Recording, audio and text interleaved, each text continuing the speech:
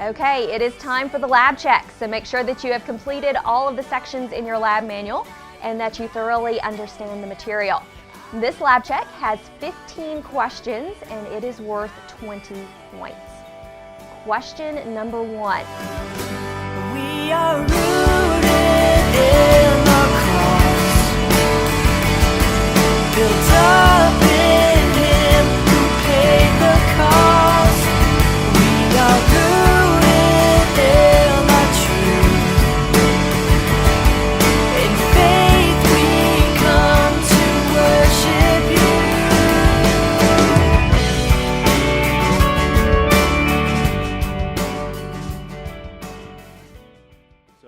We're going to be in Ephesians chapter 3 when we get to the scripture in just a moment. We're talking about the test of rejection. And it's one of those Sundays as a preacher when I don't have to work really hard to help you think this is relevant. Because we all are familiar with dealing with the pain of rejection. In fact, I imagine if I asked you to think about some of your first experiences with rejection at different stages of your life, I bet you could tell me names and places. Like if you thought about the first time you were bullied, maybe in grade school. I can tell you right where I was outside Mrs. Alfred's classroom when I got flipped upside down onto my back by a couple of bullies who later became my friends. It's all right, don't feel bad for me. But then it wasn't fun. Or maybe you could think about the first time you liked a girl or a guy and they didn't like you back. Or maybe you can think about the first time you tried out for a team or you wanted to join a group and you didn't make the cut or you got picked last, something like that. Or maybe as you get a little bit older and maybe your coach didn't pick you or you didn't get the playing time or you had a bad evaluation from a supervisor or you got stabbed in the back by a friend or the person that you thought would love you forever didn't love you forever. Right? Like all of us in the room are familiar with the pain of rejection. And it's because it's unavoidable. It's an unavoidable and painful part of life to deal with rejection. The only way you could, not have to deal with rejection in your life is if you lived in a cabin by yourself. But even then, you might have to deal with the thoughts in your head that might plague you to experience the pain of rejection. So I want to maybe give us a visual of what I think is our shared reality. And so I've asked a few volunteers to help me out. And so my first round of volunteers, which would be Amber and Randy and Slim. I need a couple others. Cole, you're looking so good today. I'm going to have you come here and be a volunteer.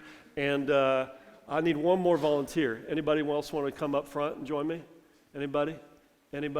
All right, Jason, you're looking good. Okay, so stand right here front and center. Amber is going to represent all of us today, trying to live our lives, standing confident and strong in the face of rejection, which we all deal with. And all of these seemingly nice-looking people are the ways that we encounter rejection. We're going to call, Amy, let's just call you like friend and social pressure rejection. And Cole, this is romantic rejection because everybody wants to be dating this guy. And Randy, we're going to go with like academic and athletic rejection, and we might be familiar with that. And Jason is going to be, I had all these thought through them. I had family rejection because some of us, just the breathing people in the room, have family stuff that sometimes a rejection there. And Selena is everything else, okay? So all the other forms of rejection that we can't name. So your job is just to stand firm, and this is kind of what rejection does. Just kind of push her around a little bit, and go ahead, join in. Everybody's, hold on, just stand firm, like don't move. Okay, all right, now just kind of, this is an incomplete picture though, because we haven't named the, perhaps the most debilitating kind of rejection. You named it. Self-rejection. So Amber, I want you to stand on one foot. Please don't get hurt. Please don't get hurt. Stand on one foot. And now, same instructions, stand firm, don't move. Just stand strong and confident while you're dealing with rejection. Okay.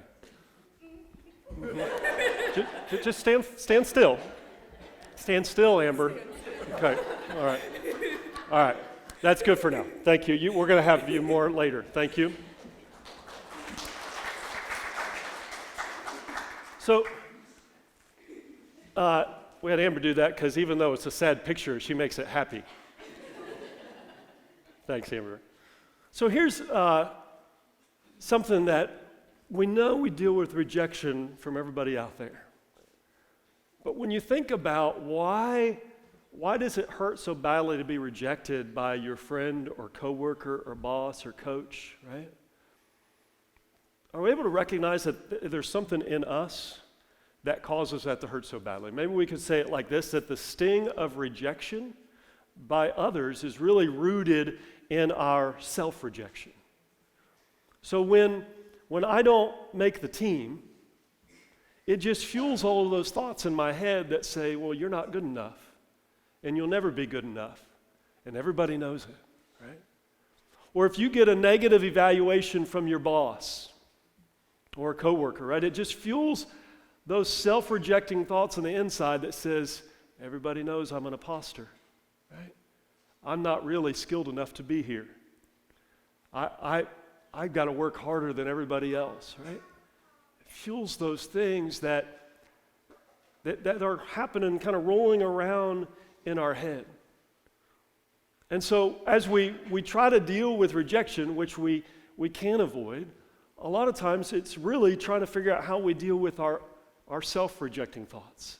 And so I don't want to experience rejection from you because it fuels all of that stuff in me that are kind of the wounds we've named already, or the issues in me that make me think I'm not good enough. And all of us are familiar with this kind of pattern in our lives, and we all try to deal with it in different ways. And I thought I'd maybe just name a few.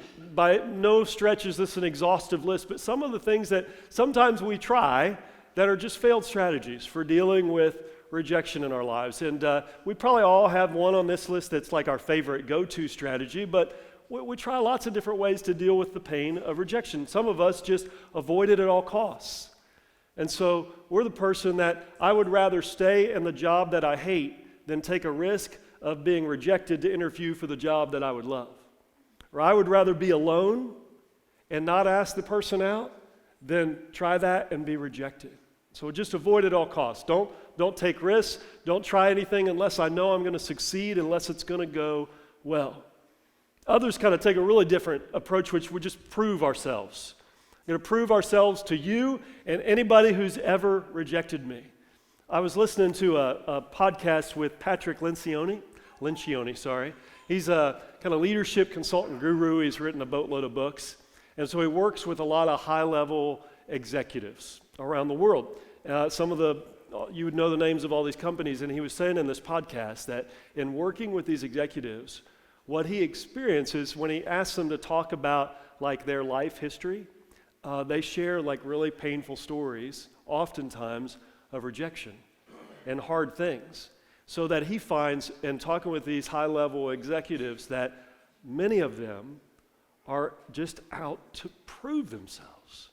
They're going to prove everybody wrong. They're going to prove themselves right, and they spend their entire careers trying to prove their worth, trying to prove that they belong. I imagine there's a few of us in the room that are working really hard to prove ourselves to somebody, ourselves, our parents, our siblings, going to prove ourselves. Or maybe some of us take the approach of acceptance and avoiding rejection by compromise. And so this is a person that I'm just going to be the chameleon. This is really common strategy in your school years, students. And so instead of dealing with rejection, you'll just fit in with whatever crowd you find yourself in and be like everybody else. Ironically, many people don't outgrow that, so it's not limited to our school years. But we compromise to fit in, or maybe some of us, I use this phrase, encourage ourselves, just positive self-talk, right? You can just go to Barnes & Noble. That's sometimes for the younger people go to stores to buy books. I'm sorry. Get on your phone and look at Amazon. But you can find whole sections, right? Just positive speaking and positive self-talk, and people have made careers out of it, right? And we're gonna deal with that by positive self-help kind of talk. Others kind of go a different route. It's like developing a thick skin, or maybe I'm going to reject those who reject me. And so I kind of get hard and calloused in it, and I'll hurt you, and if you're going to hurt me. Lots of different ways, and this isn't exhaustive. I haven't even mentioned like self-medicating, and so when we feel the pain of rejection, it's so bad, we'll find all kind of, whether it's pornography or substance or viewing TV or shopping, anything to deaden the pain. It hurts. It hurts. All of those different things. And what I want to offer to us today is a strategy that's very different than all of those, from the words of the Apostle Paul. And it's a prayer that he prays in Ephesians chapter 3. And before we get to the scripture, I'll offer these words from author Henry Nouwen, who really kind of exposes the real problem and then points us toward a solution. Henry Nouwen writes this: when we have come to believe the voices that call us worthless and unlovable, then success, popularity, and power, and all those other failed strategies are easily perceived as attractive solutions. The real trap, however, is self-rejection.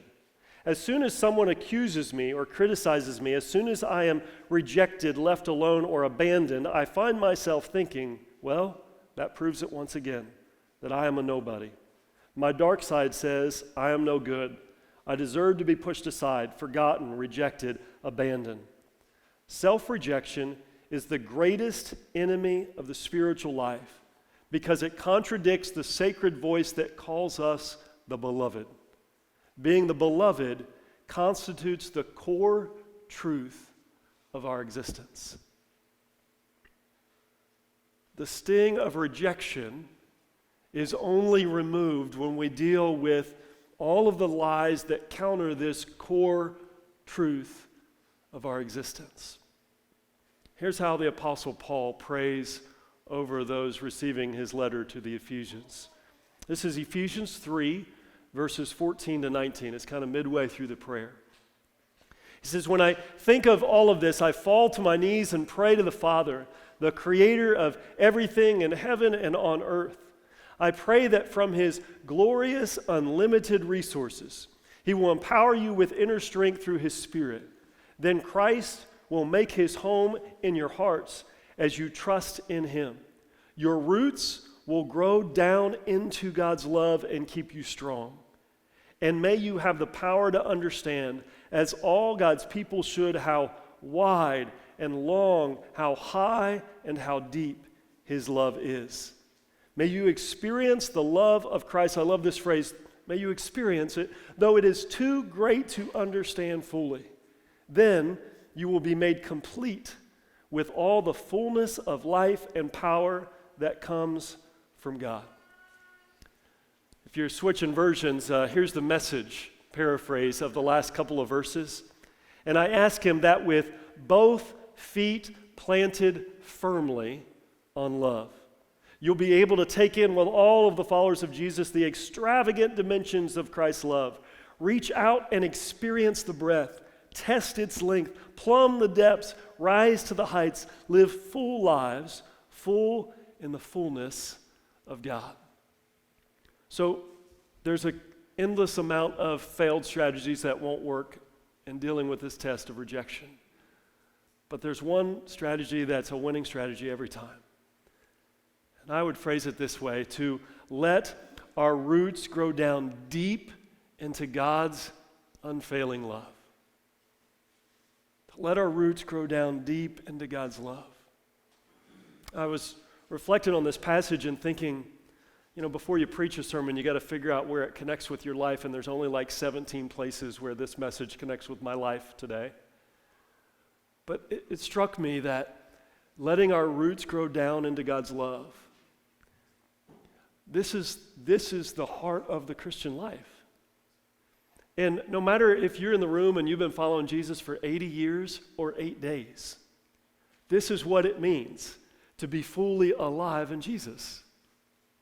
When we're allowing our roots to grow down deep into his love, it's unexhaustible.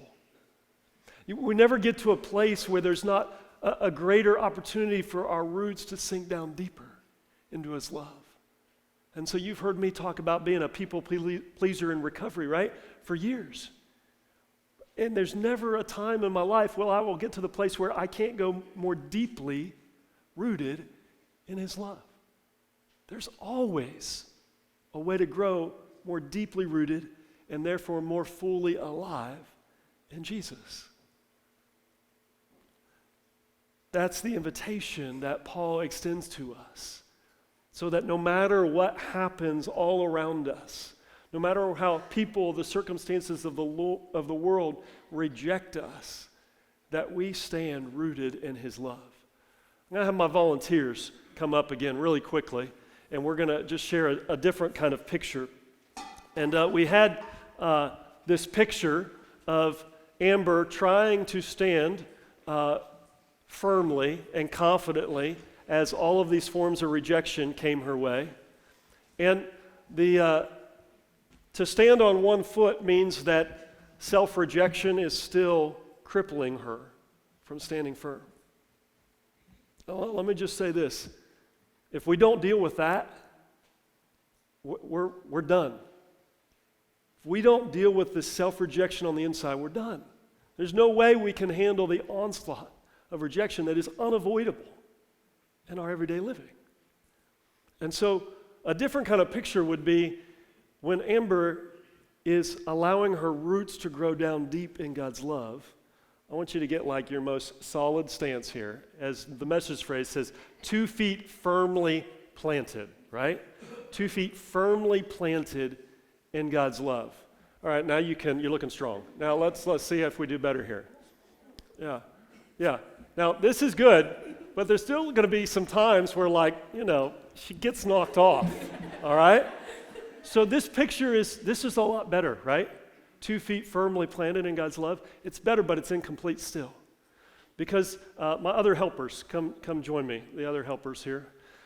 Because this prayer that Paul prays in Ephesians, this to me is one of the most powerful pieces of this. He's not praying this prayer for a person. He's praying it for a people. It's a community of people. And so all of these ladies here are part of Amber's journey group that meets on Sundays. And they stay connected to one another. And so now I want you to see if you can budge these ladies here. So, see, this is a better picture. That they're stronger together than they are apart. You guys are awesome. Thank you.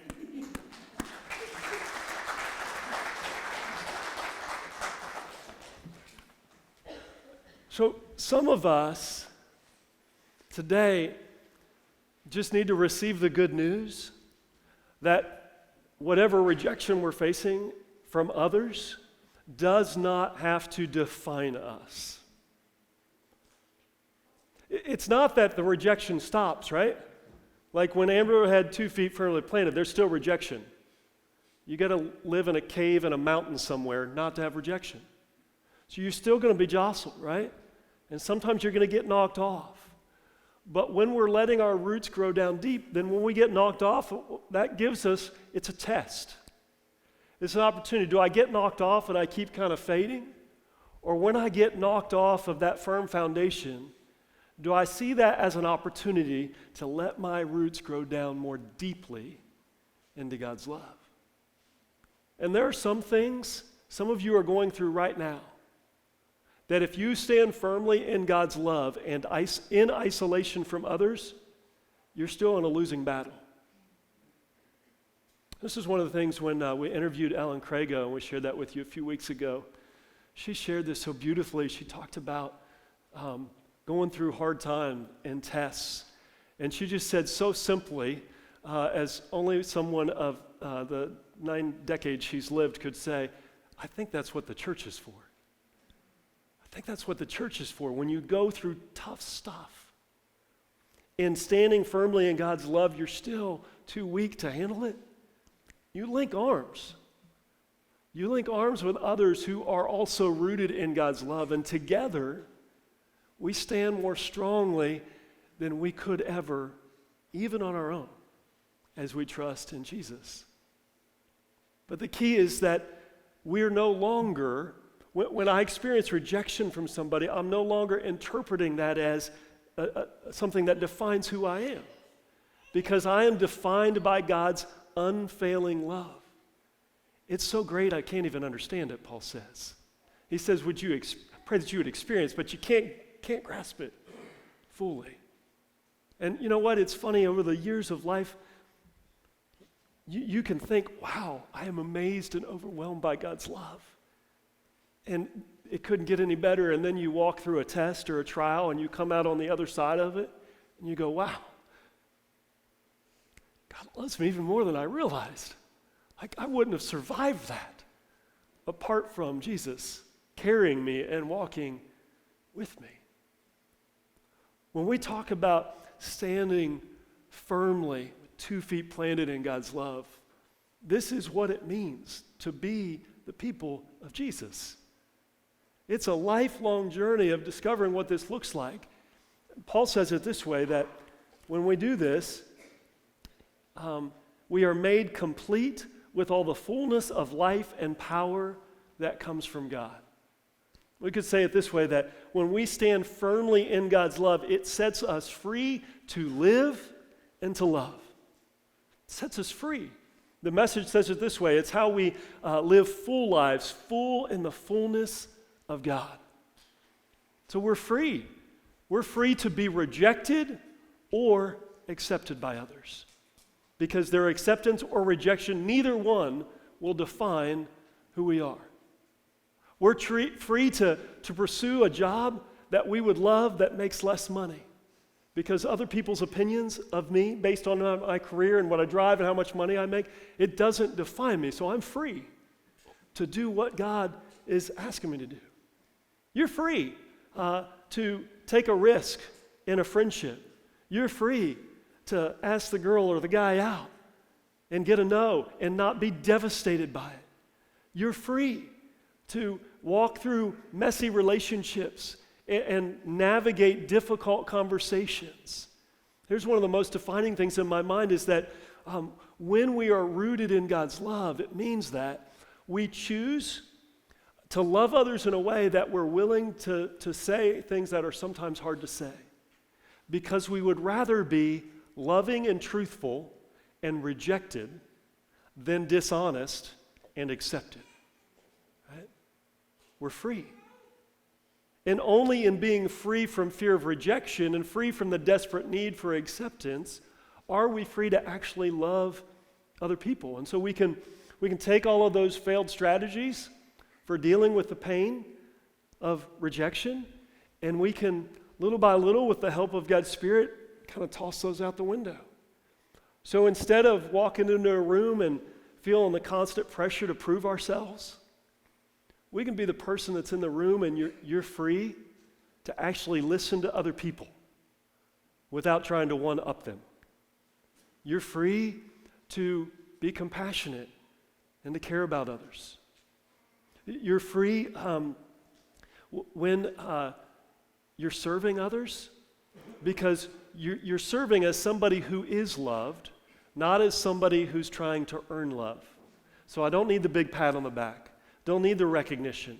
I don't need the people to think I'm awesome, because I know I'm already loved. So I'm free to serve. I'm free to serve when there's no benefit to me, or even when there's a risk of harm or some sort of loss. I'm free to do that because I'm rooted in God's love. What I would say is that most of us spent so much effort and energy developing coping strategies and mechanisms for not feeling the pain of rejection, that this is a lifelong process of shedding those old ways of dealing with pain and rejection and trusting in Jesus in new ways, so that we can stand firm and confident in God's love. I want to invite you to think for a moment about where you're dealing with this test of rejection. And if you perhaps live in some like really awesome place right now where there's no rejection in your life, then you spend these moments thanking Jesus. But for most of us, in little or big ways, we deal with this. Sometimes more subtle than others. I want you to think about a specific situation where you might be dealing with this. The fear of what others think, the ache of loneliness, decisions that we make in school or sports or work, maybe trying to please parents or trying to please ourselves or prove ourselves. Where's this land for you? The test of rejection. And then I just want to ask two questions. In that crucible, in that situation, what are the self-rejecting lies rolling around in your heart and head that perhaps God wants to set you free from today? What are those things that too often win the day that God's saying, I have freedom for you from those things? And then for others, maybe it's a more proactive response of, if you're standing rooted in God's love, what is a proactive kind of step? So we're going to shed the self-rejecting kind of false stuff. But what would be a proactive way to step into, to stand firmly in the good news of God's love? It might be having a hard conversation with somebody that you've been avoiding. It might just as likely be sacrificing and choosing to suffer in a relationship because you don't need that person's acceptance. You don't need them to change. You're free to love. And I guess I would end there to say, is that not at the heart of the gospel? That Jesus, in dying on a cross, took on the most extreme form of rejection that we could be accepted unconditionally and continually. And his rejection secured for us acceptance and love in God that is unconditional and extravagant and causes all other forms of love to fade in comparison. What's it look like to stand firmly in that good news for you today? I'd go back to Henry Nouwen's words that he says, being the beloved constitutes the core truth of our existence. I'm not sure there's anything more important to come to grips with over and over and over again than to let our lives sink our roots down more deeply into this core truth of our existence, that you and me, imperfect, as broken as we are, the beloved of God. Well, I'm just going to say one more thing as the worship team's coming. Some of us maybe believe that, but we're facing some challenges right now, and I just feel this prompting to say, some of you, your proactive step is to recognize that you need some people gathered around you like Amber and her friends today. You need to be in a journey group. You need to reach out to a friend. You need community. You need relationships with depth. You need relationships that are going to help you work out what it means to be rooted in God's love. And I'll tell you, as I look across this room, the people that I see in your eyes, you get this most deeply, are the ones that don't get it just for you. You're experiencing it in community with others. And some of you are longing for that. I just want to encourage you to move toward community with others, because we need each other to stand firmly. Here's how we're going to invite you to respond today. We're going to sing a song that declares this news that we stand in God's love and fear doesn't win. But I want to invite you to respond maybe in a very personal way. And so as the team leads us, maybe through the first verse or something, we're going to invite you to stay seated. And if there's a way that God is inviting you specifically to respond, I'm going to invite you just to stand firmly on 2 feet, knowing that it's just kind of this physical expression of you being rooted and standing in God's love. And so we'll kind of allow some space for people to respond in a very personal way, and then Jason will invite the rest of us to stand as we're getting into a chorus or something. But for some of you, there's an opportunity to just kind of put down a marker here today, that I'm not going to let those voices in my head win the day. I'm not going to let other people's rejection define me. I'm going to put down some roots today. I'm going to let the roots go down more deeply than they ever have before, and stand firmly with 2 feet planted on God's love. As we sing as well, our prayer team is going to come. I'll invite our prayer team to go ahead and be up here at the front. And they'd love just the chance to pray for you about anything. And so some of you came today and you just got bad news from a doctor and you need somebody to pray with you. Prayer team would love to pray with you about that. Some of you aren't even sure how to step into this idea of living in God's love. And they'd love just to pray a blessing over you, just like Paul prayed in Ephesians 3. God, let them know and experience your extravagant love. So if you have a need of any kind, our prayer team will be here at the front and be happy to pray with you. So the team's going to lead us. And if there's a specific way for you to respond, let's testify to that by standing. And the rest of us will stand when Jason lets us know.